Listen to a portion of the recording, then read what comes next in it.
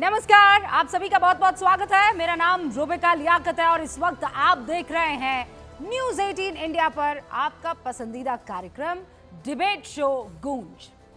8 फरवरी 2025 ये वो दिन था जब दिल्ली में 1993 के बाद पहली मर्तबा बीजेपी के हिस्से विधानसभा चुनावों में जीत आई थी। यानी इस जीत के लिए बीजेपी को 32 साल का इंतजार करना पड़ा था। 8 फरवरी को बीते हुए आज 10 दिन हो चुके हैं। इसीलिए अब बीजेपी से सवाल पूछ रही है कि सीएम के चेहरे के लिए बीजेपी इतना इंतजार क्यों करवा रही है। आज 12 बजे दिल्ली की केयरटेकर मुख्यमंत्री आतिशी ने बकायदा प्रेस कॉन्फ्रेंस की। बीजेपी शीर्ष नेतृत्व से उन्होंने सवाल पूछा। आप भी उनका यह सवाल पहले सुनिए और फिर बात को आगे बढ़ाते हैं। 48 विधायकों में किसी पर भी भरोसा नहीं है। उनको पता है कि इन 48 विधायकों में से एक भी विधायक सरकार चलाने की योग्यता नहीं रखता है। उनको पता है कि इन 48 विधायकों का एक ही काम है, लूट खसौट करना।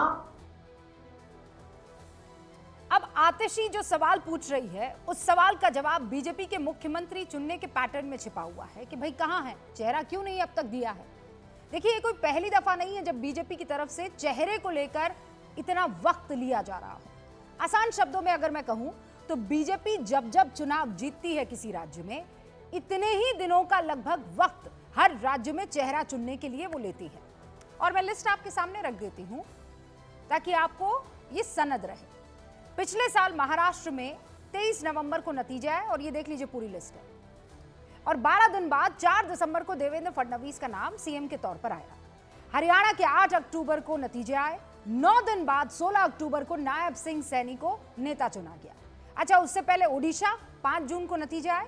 7 दिन बाद मोहन माझी के नाम पर मोहर लगी। अब थोड़ा और पीछे चलिए, 2023 में 3 राज्यों के नतीजे आए थे। तारीख 3 दिसंबर थी। छत्तीसगढ़ को सीएम का नाम मिला 8 दिन बाद, मध्य प्रदेश को 9 दिन बाद, राजस्थान को 10 दिन बाद चेहरा मिला। और ये ऐसे नाम थे जिनकी किसी ने कभी कोई कल्पना भी नहीं की थी। तो कुल मिलाकर साफ समझ में आ रहा है कि बीजेपी अमूमन 8 से 12 दिन के अंदर ही तय करती है सीएम के नाम को। वैसे आपकी जानकारी के लिए ये बता दूं मैं कि संवैधानिक रूप से दिल्ली में सरकार बनाने के लिए बीजेपी के पास 23 फरवरी तक का अभी वक्त है, क्योंकि दिल्ली विधानसभा का जो मौजूदा कार्यकाल है वो 23 फरवरी 2025 तक का था। हालांकि उससे पहले ही विधानसभा को जो है वो भंग कर दिया गया, लेकिन उपराज्यपाल 23 फरवरी तक सरकार बनाने के लिए किसी भी पार्टी के दावे का इंतजार कर सकते हैं और उसके बाद उपराज्यपाल अपने विवेक से ये फैसला ले सकते हैं कि आगे करना क्या है। लेकिन जो अंदर की खबर है ये मोस्ट इंपॉर्टेंट चीज है। हम लगातार हर दिन जब किसी एक मुद्दे पर डिबेट करते हैं तो वहां उस मुद्दे के अंदर की खबर जरूर खोजने की कोशिश करते हैं। तो अंदर की खबर क्या है, यानी हमारे सूत्र जो बता रहे हैं और जो बीजेपी हेडक्वार्टर में चर्चा चल रही है उसके मुताबिक 20 फरवरी 2025 को शाम 4:30 पर दिल्ली में बीजेपी सरकार का शपथ ग्रहण समारोह हो सकता है। यह शपथ ग्रहण दिल्ली के रामलीला मैदान में होगा, जिसकी तैयारियां शुरू हो चुकी है। शपथ ग्रहण के लिए बीजेपी महासचिव तरुण चुग और दिल्ली बीजेपी के प्रदेश अध्यक्ष वीरेंद्र सचदेवा को रिस्पॉन्सिबिलिटी दी गई है। शपथ समारोह को लेकर आज बीजेपी महासचिव विनोद तावड़े ने बीजेपी मुख्यालय में पदाधिकारियों के साथ बैठक की, जिसमें वीरेंद्र सचदेवा मौजूद थे। 20 फरवरी को दिल्ली में एनडीए शासित राज्यों के मुख्यमंत्रियों की मीटिंग भी होनी है। यानी थोड़ा सा अगर आप 1+1 करने की कोशिश करें, शपथ ग्रहण में शामिल होने के बाद ये बैठक हो सकती है, क्योंकि सारे के सारे मुख्यमंत्रियों को यहां पर इनवाइट किया जाएगा। हरियाणा में याद कीजिए, नायब सिंह सैनी के शपथ ग्रहण के बाद ही एनडीए की एक बैठक हुई थी। यानी अभी से ठीक 71 घंटे 20 मिनट बाद दिल्ली के रामलीला मैदान में 27 साल बाद दिल्ली में बीजेपी का सियासी सूर्योदय हो रहा होगा। और इसके साथ ही बीजेपी के लिए वादों की जो लिस्ट उन्होंने गिनाई थी ना, उसे पूरा करने की उल्टी गिनती शुरू हो जाएगी। फिर वो यमुना की सफाई का मसला हो, महिलाओं के खाते में 2500 रुपए देने का वादा हो, दिल्ली की बदहाल सड़कों को ठीक करने की बात हो। हालांकि आज सीएम पद को लेकर सवालों के बीच एक और सवाल आतिशी जी ने उठाया। उन्होंने कहा कि देखिए, जब पावर कट होता है और मैं सवाल उठाती हूं तो कहते हैं कि नहीं, आप तो केयरटेकर सीएम है, अभी पावर कट आपके कारण हो रहा है।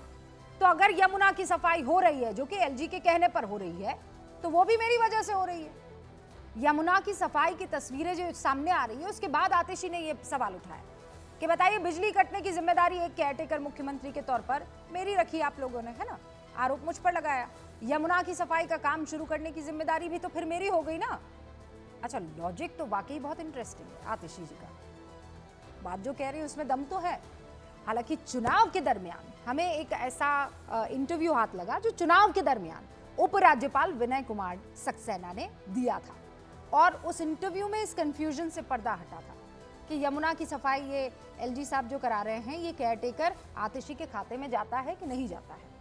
उन्होंने तब बताया था कि यमुना की सफाई के लिए एनजीटी के ऑर्डर पर उपराज्यपाल ने पहले ही काम शुरू कर दिया था, लेकिन अरविंद केजरीवाल की सरकार ने एनजीटी के उस ऑर्डर को सुप्रीम कोर्ट में चैलेंज कर दिया।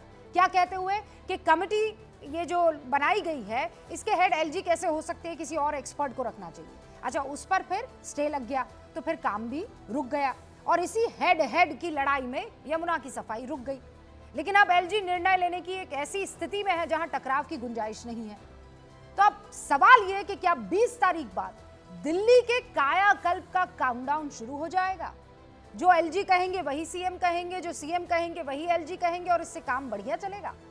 शुरू करते हैं गूंज में आज इसी मुद्दे पर यह डिबेट।